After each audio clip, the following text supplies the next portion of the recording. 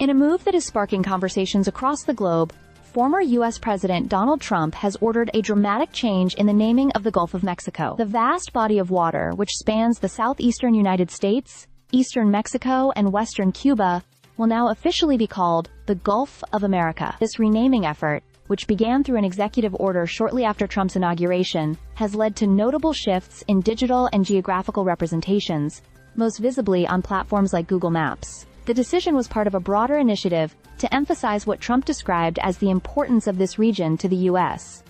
In particular, he pointed to the Gulf's rich economic significance, particularly its fisheries and vast petroleum and natural gas reserves. His administration quickly moved to ensure that all official references, including those in U.S. government documents and maps, reflected the new name. Interestingly, this renaming will be implemented differently depending on the location from which the search is conducted. Google Maps, for instance, will display the Gulf of America for searches conducted within the U.S., while users in Mexico will still see the name Gulf of Mexico. International searches will show both names, highlighting the contested nature of the designation.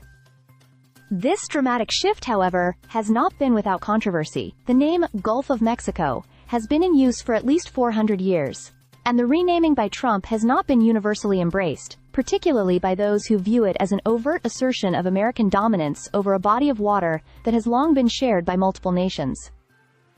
The Mexican president, Claudia Sheinbaum, humorously dismissed the idea of changing the name, even suggesting that perhaps the entire continent should be renamed Mexican America. For many, this act feels like an extension of a broader trend in which the U.S. has, in some ways, claimed ownership of the entire continent. The name America, after all, was derived from the Italian explorer Amerigo Vespucci, whose name was given to the continent by European cartographers in the 16th century.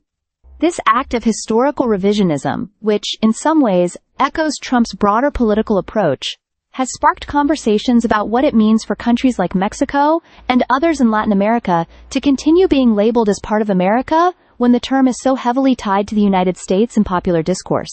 In the broader context of geopolitical naming conventions, Trump's move is not unique. For example, when it comes to the waters between Japan and South Korea, different countries refer to it as either the Sea of Japan or the East Sea, depending on where they're located. Similarly, Google Maps has been known to accommodate these regional variations, ensuring that local and international users alike can find the names most relevant to them. The Gulf of Mexico renaming also intersects with another high-profile name change, the reversion of the name Mount Denali back to Mount McKinley.